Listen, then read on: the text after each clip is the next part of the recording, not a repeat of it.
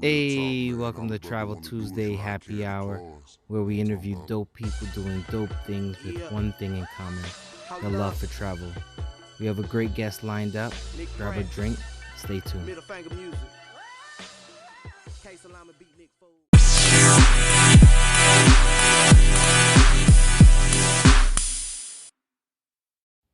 What's going on, travel fam? If you ever thought about starting a podcast, check out Anchor. Anchor is free. Anchor will provide you tools to record and edit your podcast from your phone or your computer. Anchor will also distribute your podcast to multiple streaming platforms like Spotify, Apple Podcasts, and many more. You can make money from your podcast with no minimum listenership. Everything you need right in one app. Download the free Anchor app or go to anchor.fm to get started. Check out what she's doing. Tell us who you are and what do you do. Hi, guys. Okay, so I think my phone is behind, but anyways, I'm Alexis Darnell. Oh, thanks. I do a lot of things. I like to call myself a creative individual. I model. I am a social media strategist by day for a major hair care line. I'm not going to say the name of it because I don't want people hitting me up. No free advertisement. No free advertisement. No, but and I'm the owner of Melanin Chicks Inc., which is a nonprofit for young Black girls. And I'm also the owner of a clothing line, Melanin by Nature. Yeah. That's amazing. That's amazing. Do a few things. So tell us a little bit about your nonprofit. So my nonprofit is for young Black girls ages 11 to 17, and we use creative arts, fashion, and we use it to boost your self-esteem. And it's basically centered around, since the name is Melanin Chicks, it's to promote positive self-esteem based on your complexion. So.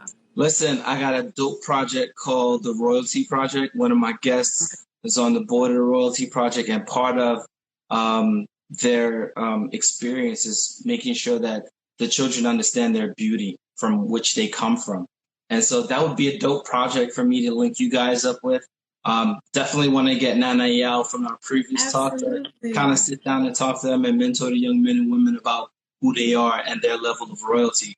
And so that's super dope. That's super dope. So what got you into traveling? Because I really dislike America. No, I'm joking. Nah, I hate it here, really. No, growing up, I ran track. I always ran like track in school. I ran from the 5th grade all the way through college. So, and I ran summer track. So I traveled throughout the United States every summer. And also my grandmother, she had a travel agency called Citadel.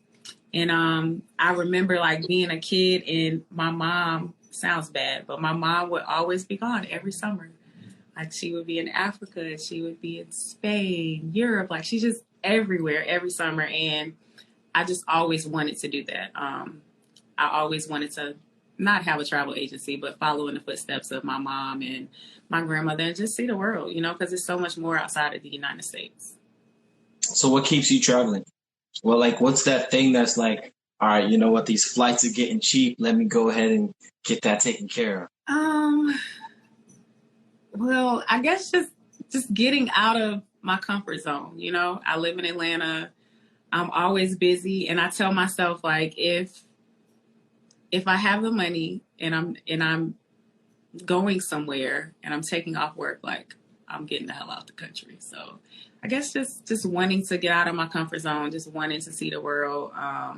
We've had conversations about Africa. We've had so many conversations about that. And I want to go to every country in Africa. It may sound crazy, but one day, hopefully I'm able to do it. And I don't want to be here. Not here in a sense, like here on this earth, but there's just so much going on. Like, I just don't want to be in the United States right now. That leads me to my next question, right? Talking about getting out your comfort zone, right? The coronavirus is, like our conversation with the previous guest, got a lot of us out our comfort zone. He mentioned distractions, right? You remove the distractions, people are kind of stuck having to deal with who they are and the type of person that they are. And then we have civil unrest. Right. It's already exists. It's exacerbated due to the fact that we have nothing to do. Tell me, what are your thoughts on that, and how you think it's going to impact your future travel? Well, it's already impacted my travel clearly. I'm gonna talk about that, but I'm gonna back up a little bit. I want to talk about, you know, the coronavirus and how it affected me personally when it happened. Again, I do a lot of things. I forgot to say I bartend at night on the weekends. So I was always this person where I felt like I don't like people. I'm an introvert, which I know I'm not. And when quarantine happened and I had to actually sit at home every single day for 3 months, not go anywhere. I could FaceTime my friends, but I really couldn't see them in person. I couldn't see my family. I couldn't travel. I had like 2 international trips canceled, and it made me like self-reflect, and it made me take a step back, just like it did everyone else. And I had to like kind of figure out my life all over again. So, I got a little depressed, but I worked through it. I haven't told a lot of people. I started writing a diary while I was quarantined.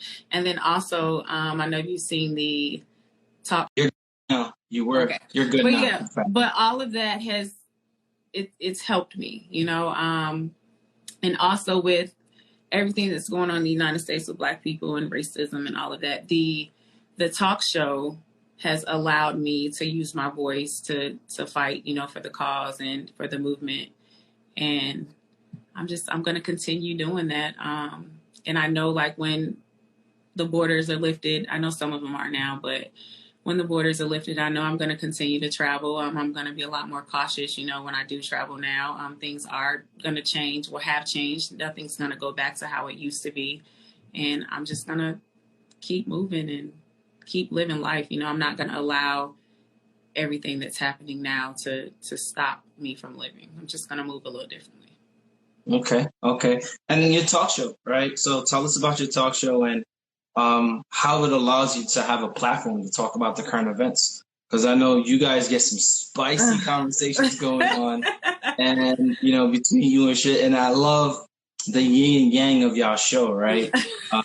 You have the level-headed shiz, and then you're like, let's take everything down.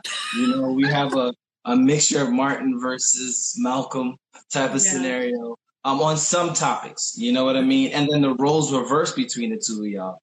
And that's a really dope dynamic between the two of y'all. So tell me how that got about, and when should people jump on it to take a look at it? Yeah, so it came about from us being quarantined, and we both we have similar views. I'm not going to say everything's the same because, there are no two people that are the same, but we have similar views when it comes to Black people. So being quarantined, we was like, we got to do something to like give us an outlet, let our voices be heard and still kind of do something in the field that we're already doing something in. So a lot of he's not Malcolm. I'm Malcolm. So so I called him up. I was like, look, and it started because one day I was like, I got to get on live. Like, I got to do something. I got to not see people, but I need them to see me. I got to get up, do my makeup, something. I want to be seen and want to be heard. And so that's how it came about. And you can check us out every Monday at 7 p.m. on Culturally Focused Instagram or Melanin by Nature Instagram. At 7 p.m. Monday, and we're always going to talk about some of this, some of that, as long as it's Black. So we talk about anything that that's Black and directly affects the Black community. So yeah, that's dope. So for our travelers, we have all range of travelers, right?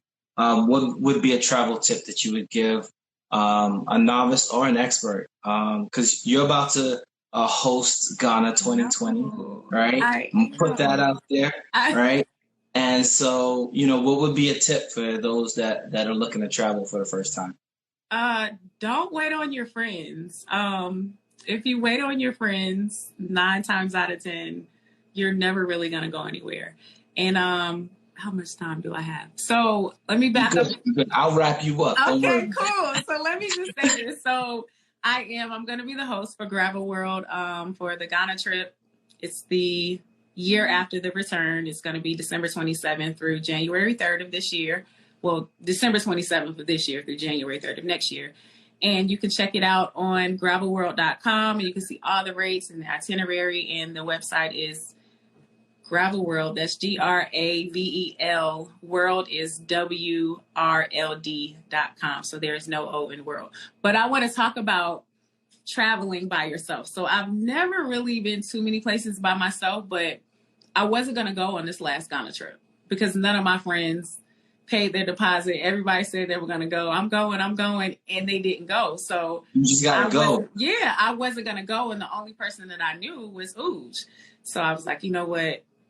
Bump it. I'm going. And I connected with Tisa through GroupMe and started texting her, and then I got connected with Chiz, but I really didn't know them. I still didn't know them. But I went and I had an amazing time. I gained so many brothers and sisters on that trip, and it was just amazing. So don't wait on your friends to travel. And the amount of money, I know a lot of people go to Miami in the States. The amount of money that you spend in Miami, you can get an all-inclusive trip out the country, period. Yes, sir. Yes, sir. That's what I'm talking about. Yeah. I mean, it's definitely something, people need to hear, because a lot of times, I want to wait for a friend, or, this person said they want to go. Listen, if you ain't paid a deposit, you ain't going. That's just it. You know what I mean? And that's super dope. You know what I mean? And like I said, it's one of those things where people need to hear it from people traveling. Because I think a lot of times people think traveling is so expensive that everyone can't do it. And we spend money on any and everything. So you could take $100 out of every paycheck or $50 out of every paycheck and put it to the side. And this is your travel fund. Because I have a travel fund. And I'm telling you, when it's time to go, I'm going. The travel fund go a long way. And worst case scenario, if you need it in the case of an emergency, you can take it out the travel fund. Yep. Well, once again, I hold my glass up to you. I see you got your drink. Oh, your water. I'm back in the gym. Outside is opening back up. Listen, agave is better than any other. This is tequila right here. We go straight for the tequila. Right. But I appreciate you. I salute you. I wish you the best of luck in everything that you got going on. And, best believe, you will be back, and, like I said, I appreciate everything you're doing for the culture, for the young women that you are working with. And it's very beautiful. All right. Thank you very much. Thanks for having me. Bye, guys. All right. Take care. Bye. All right. Another dope conversation. Keep traveling and stay safe. Until next time, peace.